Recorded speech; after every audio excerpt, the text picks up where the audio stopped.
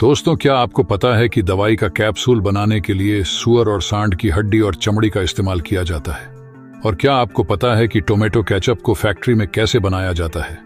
अगर नहीं पता है तो टेंशन लेने का नहीं, क्योंकि इस वीडियो में हम आपको डेली लाइफ में इस्तेमाल होने वाली हमारी सेहत से जुड़ी ऐसी ऐसी चीज फैक्ट्री में बनते हुए दिखाएंगे जिसकी नॉलेज हर एक इंसान को होनी चाहिए। दोस्तों, फैक्ट्री का जानकारी भरा सफर स्टार्ट करने से पहले हमारे वीडियो को एक छोटा सा लाइक करके चैनल को सब्सक्राइब कर लीजिए, क्योंकि वीडियो हमने बहुत ज्यादा मेहनत से बनाई है। चलिए शुरू करते हैं कैप्सूल मेकिंग प्रक्रिया। दोस्तों, आपने कैप्सूल तो कभी ना कभी जरूर खाया होगा, लेकिन दोस्तों आपको जानकर हैरानी होगी, इस कैप्सूल को सूअर और सांड जैसे जानवरों की हड्डी और चमड़ी से बनाया जाता है। दोस्तों, ये तो आपको पता ही होगा, कैप्सूल के ऊपर एक कवर होता है जिसके अंदर दवाई भरी जाती है। दोस्तों, इस कवर को जिलेटिन से बनाया जाता है। जिलेटिन एक तरीके का प्रोटीन होता है जिसे जानवरों की हड्डी और चमड़ी से निकाला जाता है। देखिए दोस्तों, फैक्ट्री में कैप्सूल बनाने के लिए सबसे पहले जानवरों की हड्डी और चमड़ियों को मिक्स करके एक लिक्विड तैयार किया जाता है, और फिर जिस कलर का भी कैप्सूल बनाना है उस कलर को इस लिक्विड में मिला दिया जाता है, जिसके बाद कैप्सूल के सांचों को इस लिक्विड में डुबाया जाता है। और जब ये लिक्विड सूख कर कैप्सूल के कवर में बदल जाते हैं तो इन्हें बाहर निकालकर इनमें दवाई के पाउडर को भरा जाता है, और फिर इन कैप्सूल को अच्छी तरह से बंद करके पैक कर दिया जाता है। दोस्तों, जो कैप्सूल जानवरों के मटेरियल से बनता है उसके ऊपर हार्ड जिलेटिन लिखा होता है, और जो कैप्सूल पेड़ पौधों से बना होता है उसके ऊपर सॉफ्ट जिलेटिन लिखा होता है।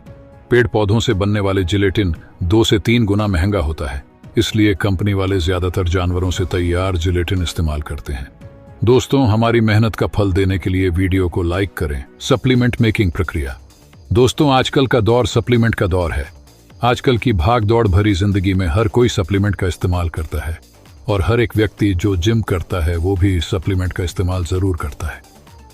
लेकिन क्या कभी आपने सोचा है ये सप्लीमेंट फैक्ट्री में आखिर बनते कैसे हैं? तो हम आपको बता दें, जितने भी सप्लीमेंट आपको बड़ी तेजी के साथ फुलाकर तगड़ा बनाते हैं ना, उन सभी सप्लीमेंट में ज्यादातर जानवरों की हड्डियों का इस्तेमाल किया जाता है, जिसके लिए जानवरों की हड्डियों को क्रश करके उनका पाउडर बनाया जाता है। लेकिन दोस्तों, हर कोई सप्लीमेंट जानवरों की हड्डियों से नहीं बनाता, जैसे कि वह प्रोटीन दूध से बनता है। तो दोस्तों, वे प्रोटीन बनाने के लिए सबसे पहले बेस्ट क्वालिटी का दूध काफी बड़े पैमाने पर फैक्ट्री में मंगवाया जाता है। उसके बाद इस दूध में एंजाइम्स मिलाकर प्रोसेस किया जाता है, जिससे दही और लिक्विड वे अलग अलग हो जाते हैं, और फिर इस लिक्विड को 145 डिग्री पर गर्म करके तुरंत 4 से 5 डिग्री पर ठंडा कर लिया जाता है। कहते हैं ऐसा करने से इसमें मौजूद सभी बैक्टीरिया नष्ट हो जाते हैं। उसके बाद माइक्रोफिल्ट्रेशन और आयन एक्सचेंज की मदद से वे में मौजूद फैट और लैक्टोज को बाहर निकाल दिया जाता है। इसके बाद जो बचता है वो क्लियर वे प्रोटीन होता है, लेकिन अभी तक ये लिक्विड फॉर्म में है, इसलिए इसे एक ड्रायर में डाल दिया जाता है। ड्रायर में लगी हॉट एंड कोल्ड एयर इसका पानी सुखाकर इसे पाउडर बना देती है, जिसके बाद हमें मिलता है 90% वे आइसोलेट पाउडर। अब बारी आती है इनकी टेस्टिंग की, और टेस्टिंग में पास होने के बाद इनमें फ्लेवर ऐड किया जाता है।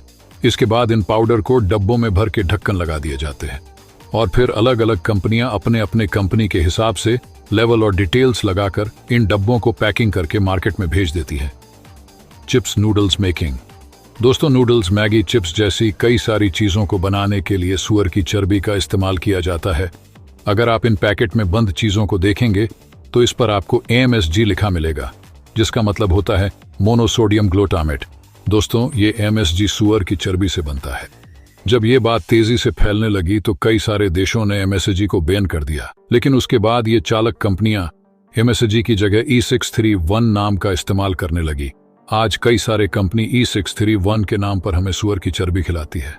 तो दोस्तों, किसी भी चीज को खाने से पहले आपको पैकेट पर अच्छी तरह से चेक कर लेना चाहिए। टोमेटो केचप प्रक्रिया। दोस्तों, टोमेटो केचप एक ऐसी चीज है जो कि हर किसी को खाना पसंद है, लेकिन क्या आपको पता है टोमेटो केचप फैक्ट्री में आकर बनता कैसे है? तो दोस्तों, टोमेटो केचप बनाने के लिए सबसे पहले टमाटर की खेती की जाती है, और जब टमाटर पूरी तरह से पक जाते हैं तो फिर इनकी हार्वेस्टिंग की जाती है, जिसके लिए इस एडवांस मशीन का इस्तेमाल किया जाता है। ये मशीन टमाटर की पूरी बेल को अपने अंदर खींचते चलती है, जिसके बाद ये मशीन अपने ऑटोमेटिक सिस्टम की मदद से टमाटर की बेल और घन कचरे को अलग करके पीछे फेंकती जाती है और बिल्कुल साफ टमाटर को मशीन के साइड में चल रहे कंटेनर में भरती जाती है। दोस्तों, इन टमाटरों की हार्वेस्टिंग करने के बाद इन्हें काफी बड़े पैमाने पर फैक्ट्री में लाया जाता है।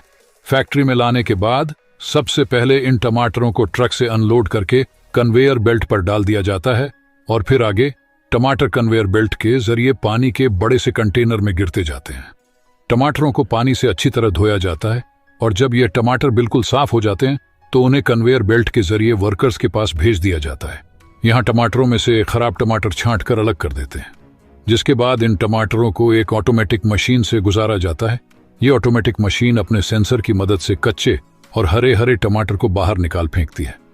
अब बचे हुए इन लाल टमाटरों को उबलते हुए पानी में डाल दिया जाता है और जब थोड़ी देर उबलने के बाद इन टमाटरों की स्किन गलने लगती है तो इन्हें गर्म पानी से बाहर निकालकर आगे रबर की घूमती डिस्कों के ऊपर से गुजारा जाता है। साथ ही साथ इनके ऊपर से काफी फोर्स के साथ गर्म पानी भी गिराया जाता है, जिसकी वजह से इनका छिलका बड़े आराम से उतर जाता है। इसके बाद इन टमाटरों को कन्वेयर बेल्ट की मदद से आगे भेजा जाता है, जहां वर्कर्स इन्हें हाथों से पकड़ पकड़ कर अच्छी तरह से चेक करते हैं ताकि कोई भी टमाटर छिलके के साथ ना चला जाए। इसके बाद इन टमाटरों को ग्राइंडर मशीन में डालकर उनका पेस्ट बना लिया जाता है, जिसके बाद इस पेस्ट को एक मिक्सिंग मशीन में डाल दिया जाता है। इस मशीन के नीचे वाले हिस्से से शुगर को डाला जाता है और मशीन के ऊपर वाले हिस्से से टमाटर के पेस्ट को डाला जाता है। इसी दौरान इसमें मसाले को भी डाल दिया जाता है और फिर इसे अच्छी तरह मिक्स करके 100 डिग्री पर हिट करके पका लिया जाता है। और जब अच्छी तरह से पक्के टमाटर के चप बन जाता है तो फिर इसे बोतलों में भरकर पैक कर दिया जाता है। चिप मेकिंग प्रक्रिया। दोस्तों, क्या आपको पता है लेस यानी चिप्स जैसे प्रोडक्ट फैक्ट्री में आकर बनता कैसे है? देखिए, 200 पोटैटो चिप्स बनाने के लिए पहले खेतों से आलूओं को तोड़कर फैक्ट्री में मिलाया जाता है। फैक्ट्री में लाने के बाद सबसे पहले गर्म पानी में धोया जाता है। इसके बाद इन आलूओं को छीलने के लिए इस मशीन से गुजारा जाता है और जब मशीन आलू को छील लेती है तो एक बार फिर से पानी में धोया जाता है, जिसके बाद इन आलूओं को स्लाइसर मशीन में डालकर चिप्स के शेप में काट लिया जाता है और फिर इन चिप्स को तेल में डालकर फ्राई किया जाता है। अच्छी तरह से फ्राई करने के बाद इन चिप्स के ऊपर मसाला डालकर मिक्स किया जाता है और फिर इन तैयार चिप्स को एक एडवांस मशीन में डाला जाता है। ये एडवांस मशीन इन चिप्स को बड़े आसानी के साथ बिल्कुल बराबर मात्रा में पैक कर देती है। कोकोनट मेकिंग प्रक्रिया। दोस्तों, ये तो आपको पता ही होगा, नारियल का तेल सिर्फ सर में लगाने के लिए नहीं होता बल्कि खाने के लिए भी इस्तेमाल होता है। लेकिन क्या आपको पता है नारियल का तेल फैक्ट्री में आखिर बनता कैसे है? देखिए दोस्तों, नारियल का तेल बनाने के लिए सबसे पहले नारियल के पेड़ों से कच्चे नारियलों को तोड़कर फैक्ट्री में लाया जाता है। फैक्ट्री में लाने के बाद इन्हें कुछ दिनों तक सुखाया जाता है और जब ये सूख जाते हैं तो इनके ऊपर से छिलके उतार लिए जाते हैं और फिर एक मशीन की मदद से इनके हार्ड शेल को भी तोड़कर निकाल लिया जाता है। अब वर्कर से नारियलों की ऊपरी लेयर को भी छील कर टकला कर देते हैं। इसके बाद इन नारियलों को पंचर करके इनका सारा पानी निकाल लिया जाता है। फिर नारियलों के छोटे छोटे टुकड़े करके इन्हें 3 बार अलग अलग करके धोया जाता है। अच्छी तरह से धोने के बाद इन्हें ग्राइंडर मशीन में डाल दिया जाता है। ये ग्राइंडर मशीन इन्हें पीस कर बारीक पाउडर में बदल देती है। इसके बाद इस बारीक पाउडर को कंप्रेसर मशीन में डाल दिया जाता है।